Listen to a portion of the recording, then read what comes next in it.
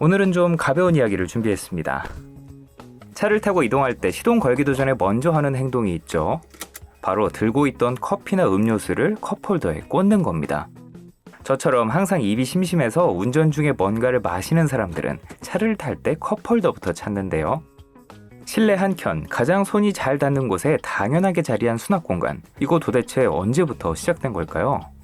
네, 오늘은 이 자동차 컵홀더의 역사를 한번 알아보려고 합니다. 그럼 가실까요? 컵홀더의 역사는 역시나 미국이 주도했습니다. 그 시작은 미국 포드에 의해 자동차가 본격적으로 보급되기 시작한 1920년대로 거슬러 올라가는데요. 대형 유통사 시어스가 포드 모델 T에서 활용할 수 있는 다양한 액세서리 키트를 판매했는데 그중 하나가 이 컵홀더였습니다. 사실 이때는 컵홀더의 등장보다는 자동차의 실내를 새로운 생활 공간으로 확장했다는데 그 의미가 더 컸습니다. 따라서 이 제품도 본격적인 컵홀더라기보다는 간이 테이블 형태의 액세서리로 그냥 집에서 쓰던 컵을 얹어 놓는 방식이었어요. 애초에 자동차가 이제 막 보급되던 때라 차에서 뭔가를 먹는다라는 개념 자체가 없었거든요. 이후 시간이 흘러 자동차 보급률이 빠르게 높아지면서 사람들의 라이프 스타일에 변화가 생기기 시작했습니다. 특히 1950년대를 기점으로 많은 것들이 달라졌어요. 그 중에서도 전 세계 국가 중 가장 보급률이 높으면서도 차에 머무는 시간이 상대적으로 가장 긴 미국에서 그 변화가 두드러졌죠. 특히 자동차 극장과 드라이브스루 음식점들이 속속 생겨나면서 차 안에서 음식을 먹거나 마시는 행위가 함께 늘어났습니다. 컵홀더에 대한 필요성이 조명되자 드디어 완성차 업체들이 나서기 시작했어요. 제조사들은 일단 기존의 구성품을 활용했습니다. 가장 먼저 글로브 박스 커버에 오목한 홈을 파놓는 방식이 주로 쓰였습니다. 커버를 열면 자연스럽게 선반이 생기니 그 위에 컵을 올려놓으라는 뜻이었죠.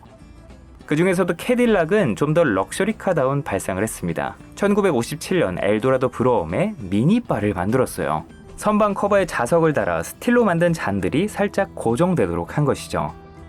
이 밖에 조수석 쪽 대시보드를 아예 화장대처럼 꾸민 컨셉트카도 있었고 1959년 폭스바겐에는 언제든 뜨거운 커피를 바로 마실 수 있도록 차량에 부착한 전용 커피포트를 옵션으로 선보이기도 했습니다.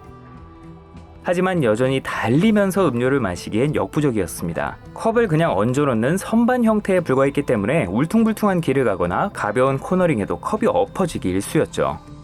그나마 보완된 형태의 몇몇 애프터마켓 제품들이 나오긴 했지만 창틀에 끼워 쓰거나 대시보드에 나사 구멍을 내가면서 부착해야 하는 등 조악하기 그지없었죠. 영업사원들이나 정비소에서 판촉 상품으로 장착해주는 것이 유행이었다고 하네요. 시간이 지나 1980년대에 접어들어서야 우리에게 익숙한 형태의 컵홀더가 등장하기 시작했습니다. 미니밴이라는 완전히 새로운 장르를 정립했던 다치 캐러밴, 플리머스 보이저가 센터페시아의 컵홀더를 장비하고 나온 건데요. 아래로 움푹 패인 두 개의 구멍은 주행 중에도 종이컵을 든든하게 잡아줬습니다. 이 빌트인 컵홀더가 좋은 반응을 얻자 크라이슬러의 다른 모델과 경쟁차에서도 비슷한 디자인의 컵홀더를 도입하긴 했습니다만 아직까지 필수라는 느낌은 아니었습니다. 하지만 1992년 컵홀더의 보급에 적지 않은 영향을 미친 사건이 발생합니다. 바로 징벌적 손해배상 사례에서 종종 언급되고 하는 맥도날드 커피 소송 사건입니다. 1992년 뉴멕시코주 79세의 한 할머니가 손자가 운전하는 1989년식 포드 프로브를 타고 맥도날드 드라이브스루를 방문했는데요. 커피를 받은 할머니는 크림과 설탕을 넣기 위해 잠시 무릎 사이에 커피를 끼워놨는데 아뿔싸 뜨거운 커피가 왈가닥 쏟아지면서 허벅지에 3도 화상을 입게 됐습니다. 문제는 이 커피가 그냥 뜨거운 정도가 아니었다는 겁니다.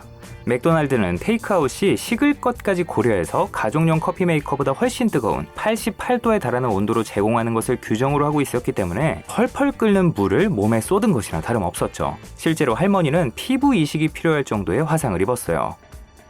할머니 측은 맥도날드를 상대로 커피컵의 주의 표시를 충분히 하지 않았다면서 소송을 제기했고 곧이어 700건이 넘는 유사 사례 및 컴플레인이 있었음에도 맥도날드가 개선 조치를 하지 않았다는 게 드러나면서 거액의 배상금을 물게 됐습니다.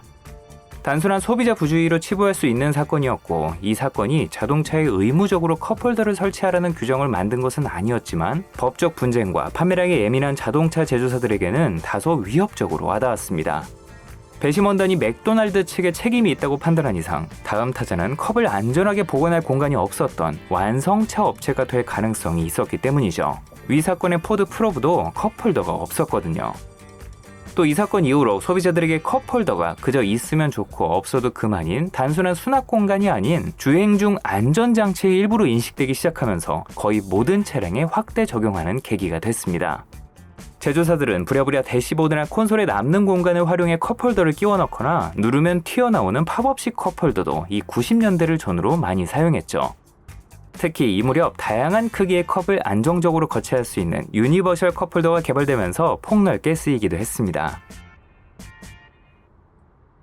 사실 컵홀더 개수와 위치를 두고 이렇게까지 진지하게 고민하는 나라는 미국밖에 없습니다.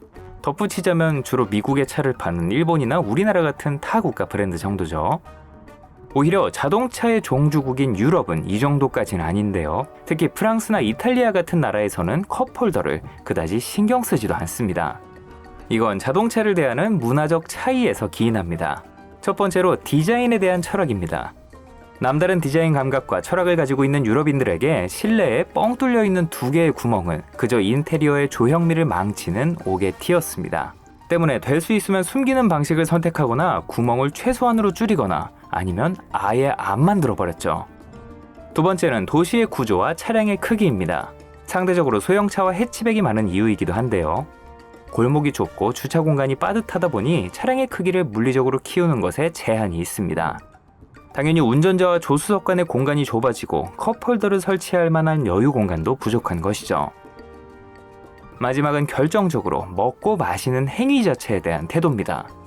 에스프레소 문화권 국가들의 특징이기도 한데 오히려 운전을 하면서 차 안에서 무엇을 먹는 행위 자체를 이상하게 생각합니다. 아무리 바쁜 상황에서도 테라스에 앉아 커피 한 잔을 음미하는 여유 정도는 마련하는 사람들이죠. 따라서 차 안에 마실 자리를 만드는 필요성 자체가 낮았던 겁니다. 푸조나 시트로엔 같은 프랑스 출신 차량들을 접해본 분들은 공감하실 거예요. 이에 더해 르노 삼성 차량들에서도 이런 경향이 두드러졌습니다. 닛산 계열 차량들을 판매했던 초창기에는 문제가 없었지만 2010년을 전후로 르노 베이스 모델들이 들어왔을 때 이 프랑스 감성이 고스란히 반영되어 있었던 것이죠. 컵홀더가 부족하거나 터무니없이 작아 무용지물인 경우가 있었습니다. 그나마 르노 삼성 개발진들에 의해 현지화가 된 모델은 사정이 좀 낫긴 했지만요. 이후 컵홀더는 시대에 따라 다양하게 진화했습니다. 컵홀더의 진심인 캐딜락은 2000년대 중반 플래그십 SUV 에스컬레이드에 냉온 컵홀더라는 독특한 기능을 넣었습니다. 열전 소재를 활용해 음료를 따뜻하게 또는 시원하게 유지하는 기능이었어요. 이 밖에 단순히 컵을 위한 구멍을 뚫어 넣는 것에 그치지 않고 컵을 고정하는 날개를 팝업식으로 만들거나 아예 홀더를 캐리어 형태로 분리해 수납 공간으로 활용할 수 있게 하는 등 좀 더 실용적인 디자인들도 등장했습니다. 본격적인 자율주행 시대에 접어든다고 해도 인간이 자동차의 실내에 머무는 한 이 컵홀더만큼은 사라지지 않을 것 같네요. 지난번에는 헤드업 디스플레이 또 내비게이션 같이 거창한 장치들을 다뤘는데 컵홀더처럼 사소한 요소들마저 저마다의 탄생 목적과 이야기를 담고 있다는 사실이 흥미롭습니다. 생각보다 역사가 길지 않은 게 의외네요. 우리가 익숙하게 사용하고 있는 장치들의 흥미로운 탄생 배경, 또 여러분들이 기억하시는 독특한 자동차 옵션들은 어떤 것들이 있나요? 댓글로 남겨주시면 하나하나 참고하겠습니다.